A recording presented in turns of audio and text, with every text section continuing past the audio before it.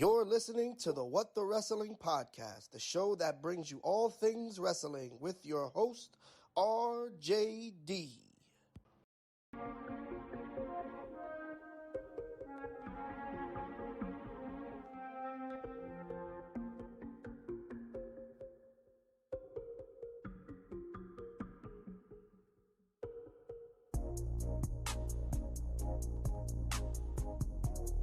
Oh, you already know what time it is. AEW. AEW coming to you live. And I'm coming to you not live from New York City. Man, we had a lot going on in this show. We had the return of Adam Cole, Omega versus Cobb. Callis is cut the hell open. The return of the American Dragon. We had a lot going on, and we are going to get into it. But first things first, hit the goddamn like button, like, comment, share, and subscribe to the channel. You already know What the Wrestling on YouTube, Facebook, TikTok, and Instagram. Flowing across your screen. You guys already know the ticker. Let's not waste any more time. Let's go.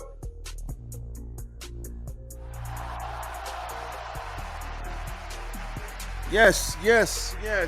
Tis I, RJD here. Welcome, everyone, to What the Wrestling. This is your What the Wrestling AEW review.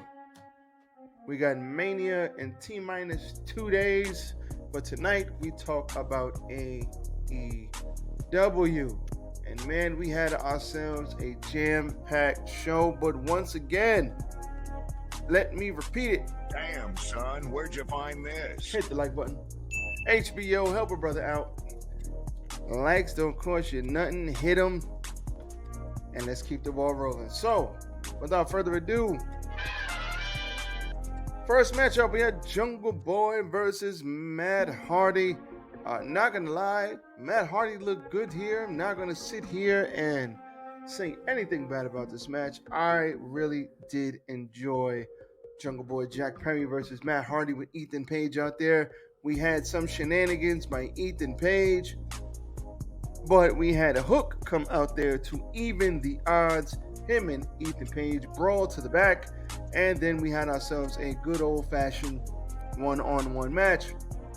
But in the end, Jungle Boy catches Hardy with a stiff strike to the back of the neck and pins him. Apparently, he's doing his best Will Ospreay impression, and he is knocking people upside the base of their neck and winning. We had like 15 side effects in this match.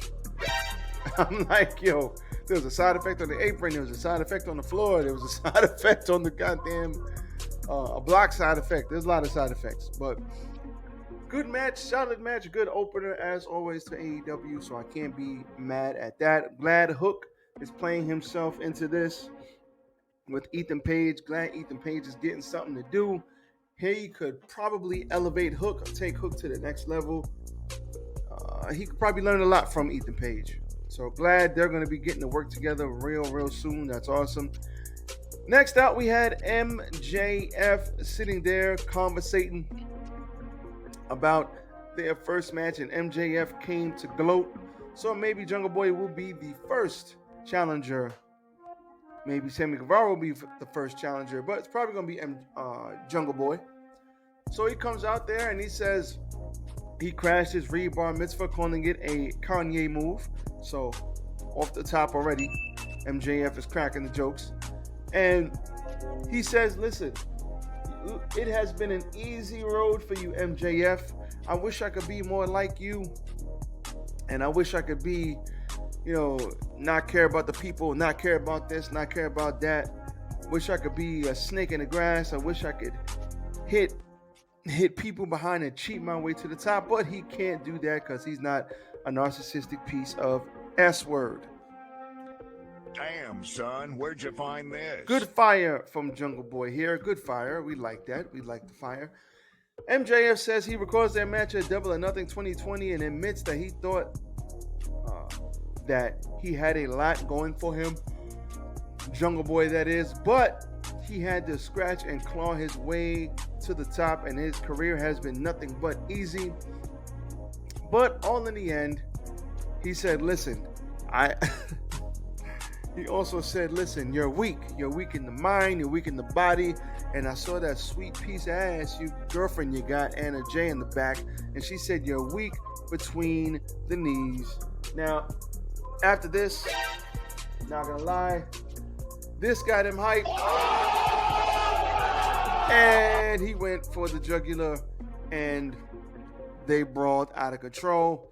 Tried to hit him in the back of the head, but MJF got the hell out of there. He got out of Dodge. Fuck this shit, I'm out. He took off, and no lie, this was a pretty good promo segment by both guys. MJF always brings the fire. Even Jungle Boy said, I wish I could talk like you. I wish I could walk like you. I wish I could do a lot of things. But at the end of the day, MJF, Jungle Boy, the rematch, because you know what's coming, it will be a banger after banger. So I'm looking forward to that. Good opening segment by Jungle Boy, Matt Hardy, Hook, Ethan Page, and MJF.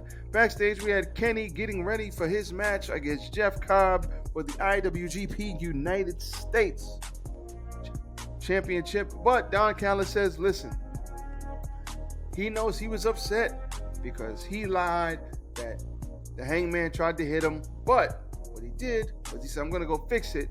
So he went over there to Hangman, but Hangman got attacked by the BCC. And because Hangman got attacked by the BCC and Callis was a casualty of war, they beat up on Don Callis too. So I don't know if he bladed, I don't know if Moxley hit him and cut him open the hard way, but goddamn it, he was bleeding all over the place. So unless he bladed real quick and he bladed too deep, that was woof. That was a lot of goddamn blood. I was sitting there like, man, where'd all that blood come from? Jesus Christ. That blood was off the chain. It was a lot of blood for Moxley, even if he did tap him in the head. That was a lot of blood. Then we had a Matt Maynard, Angela Parker, and the Acclaimed, along with Daddy Ass. They went to a hockey game. They had they had some dinner. They had some shrimp. They scissored. They did all of that good stuff. And they asked him, JAS wants you to be in the JAS. Next week on Dynamite. Looking forward to the Acclaimed fighting 2.0 because that's where this is going. So that should be fun.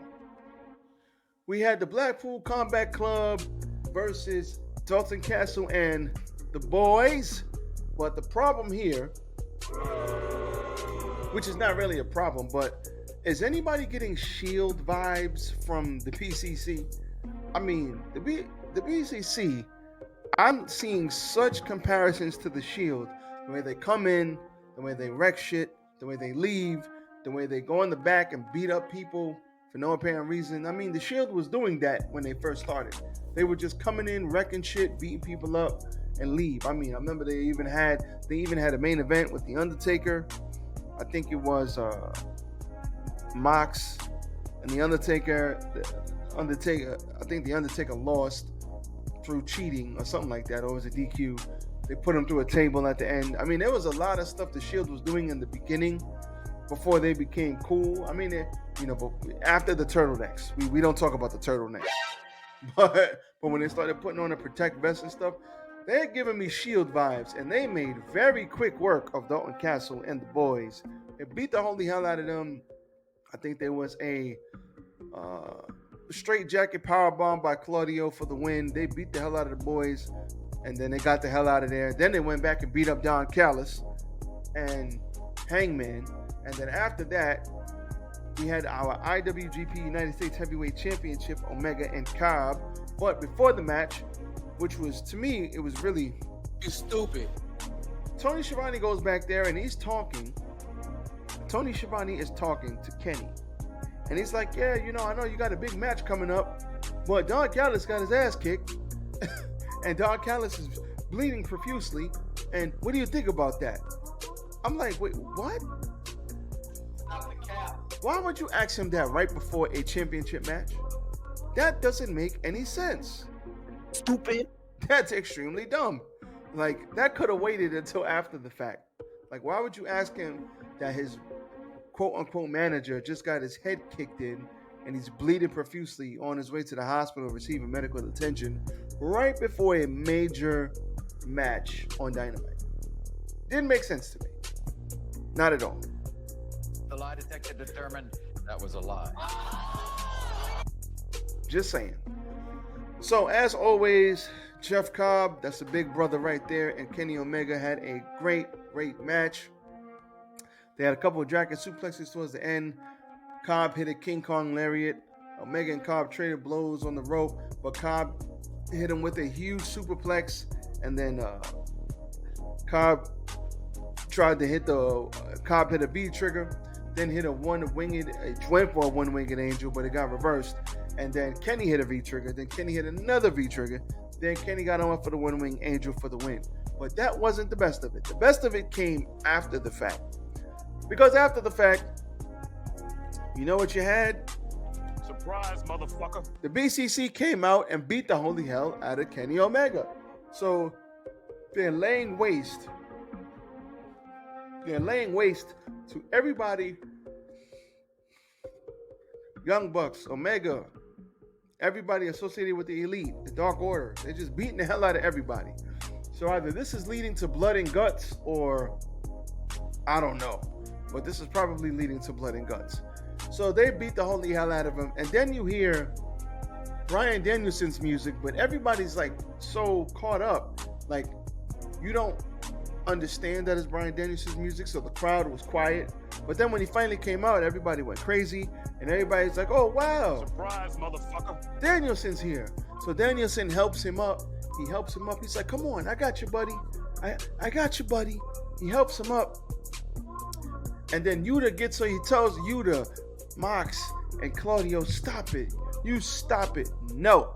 You get down. You get down. Everybody move. Everybody stop it. Let's do this fair. Come on now. He helps Kenny up. Willa Yuta hops up on the ropes. And in true BCC fashion, he gets hit with the psycho knee. It was all just a distraction. He lied. He is on the dark side. The Blackpool Combat Club is whole once again. How dare you? And they beat the holy hell out of Kenny. Bruh. They grab his nose so he can't breathe. They stomp a mud hole in him, and then they leave through the crowd. Man, Bryan Danielson has turned evil yet again, and it was an awesome sight. We like Bryan Danielson. Blackpool Combat Club really doing some damage right now. I'm loving the Shield vibes that I'm getting. They're not the Shield, but they're taking glimpses of the Shield, and I like it because they're kicking asses and taking names. The Guns cut a promo next on FTR saying that they've reached greatness in 2 or 3 years, where it took FTR 19 years to get there. They say FTR used to be their heroes, but now they just hate them. And so they say the champions say it'll actually be top guys out after they beat them. So looking forward to that. Then we had an international championship match. The Orange Cassidy versus The Butcher. This was everything I thought it would be. The Butcher loses by what's his punch called? 2 orange punches and a beach break. Gets him up out of there. The Blade came in, hit Orange Cassidy in the back with a lead pipe, and Orange Cassidy kicked out of it. Then the Best Friends came in. They came down to even the score, so that was good. But all in the end, the Orange one gets the win. Believe it or not, Orange Cassidy gets a hell of a lot of ratings. Like, his ratings are spectacular from what I keep hearing Alvarez and Meltzer and everybody say. When he's on screen, people watch. So shout out to Orange Cassidy, because there's still people out here who don't get Orange Cassidy. I don't know how, but it is what it is. Next, we had a promo by Jade talking about if Tanya Valkyrie uses the Jaded again, it's going to be a problem and they're going to sue her. Okay, cool. Moving on. Then we had Juice Robinson Cutting a promo versus Action Andretti, who he will be fighting on Rampage. Okay, cool. Moving on. Then we had Willow Nightingale versus Ruby Soho. Now, Ruby Soho, this was actually a solid TV match. Storm. There was constant shenanigans in this match. Willow was fighting a whole bunch of people. She's not just fighting Ruby. There was a pounce, and she was going for the Dr. Bomb, but Toni Storm ends up stopping that nonsense, and then she rolls up Willow, puts her feet on the rope. Toni Storm holds her feet down, and they get the win. They beat up on Willow, beat the hell out of her, and then you had Riho come down to make the save with Sky Blue, but then they beat the hell out of them. So they came down to make the same for what? Get the fuck out of here! They got beat the hell up. And then we had the AEW World Women's Champion Jamie Hayter come down, stiff as hell, stiffing everybody in the goddamn ring. Almost rainmaker Ruby Soho's head off, but they got her up out of there. Ruby was like, man, Fuck this shit, I'm out. looking forward to their match coming up soon. That happened. And then we had the return of one Adam Cole, baby, versus Daniel Garcia. Solid TV match here. Daniel Garcia gets the loss. The story here was all centered around Adam Cole and his neck and his head. We all know he's been out for 9 months. He had a concussion. He was effed up really bad. He had a concussion. Couldn't get in the car. Couldn't drive anywhere without throwing up. Go watch his interview. Go watch his promo. He says his promo was real life. Like, he couldn't do anything. Which means he had a bad concussion. And he's been out almost a year. He comes back, and Daniel Garcia power drives him on the head. How, Sway? Take a few steps. So the whole thing was centered around his head. That was the story being told. And Garcia loses with a Panama Sunrise and the last shot hitting him in the back of the head with the knee. And that was all she wrote. Then the confetti comes down. Dr. Britt Baker comes down. And this was, they embrace, they hug. They're hugging and kissing through confetti. This was all there to set up what is going to be AEW Access, which will be airing. I think it aired right after Dynamite. I am actually going to check out the episode and see how it was. They're going to be talking, I think, about Adam Cole and his fight back to the ring. And they're going to be talking about, I think, Eddie Kingston and someone else. Maybe Sammy Guevara and Ty Mello. I can't remember, but I think those are the three people it's going to be centered around. Looking forward to it. I'm going to give it a shot. I don't know if it's going to be another Roads in the Dark, but if it's going to give you backstage access with real life conversations and real life interviews, I'm actually looking forward to that. I wouldn't mind that at all. So I'm going to check that out and see how it is. But this Adam Cole, Daniel Garcia was good. Then all of a sudden, something weird happens. Surprise, motherfucker. Jericho's music hits, and he comes storming down to the ring while the crowd is singing Judas. And he's like, what the hell? He looks serious as hell. He gets in the ring. He pulls out Daniel Garcia. Fuck this shit, I'm out. Gets him up out of there. He looks back like this. Doesn't address Adam Cole directly at all. He gives him the side eye like this, but he doesn't really look at him. Then he walks up the ramp, and then he does the same thing again. Gotcha, bitch. Side eye. So we now know it's going to be Adam Cole, baby, versus Chris Jericho. Now we don't know if it's going to be on the pay-per-view. The next pay-per-view is not until another 3 or 4 months. So they got February. I think no, Double or Nothing is in July. So the next pay-per-view is not until July. It's a long way away. So they got plenty of time to build this up. Adam Cole, Chris Jericho feud. I'm all for it. Both of these guys, constant pros. Both of these guys are awesome. That's going to probably be a kick-ass match as well. So, looking forward to that. Now, the whole thing, like I said, was set up so that you can stay tuned to Adam Cole and Britt Baker and all these other people on AEW Access. They got another hour of TV, and they look to capitalize. So, looking forward to that. And all in all, this was a solid episode of Dynamite. Not really a lot of bad going on this show. A lot of good going on in this show. The crowd, I don't know if it was the crowd or if it was low or what, but the crowd didn't seem... I couldn't really hear the crowd like I normally would hear an AEW crowd. So it looks like they're still tinkering with the sound, which is fine. It happens. Bruh. But we got to get that fixed because I need that crowd coming in crazy through my TV. I need them coming through crazy loud. So, with all that being said, that was your AEW Dynamite review. Tomorrow, as always, it's Friday. We got the SmackDown review. After SmackDown, it is the go-home show for WrestleMania, which will be taking part on Saturday. Might have my guy Richie Rich on to discuss this with me after SmackDown. It depends. If he's available, it'd be great. If not, I'll be doing it all by my lonesome.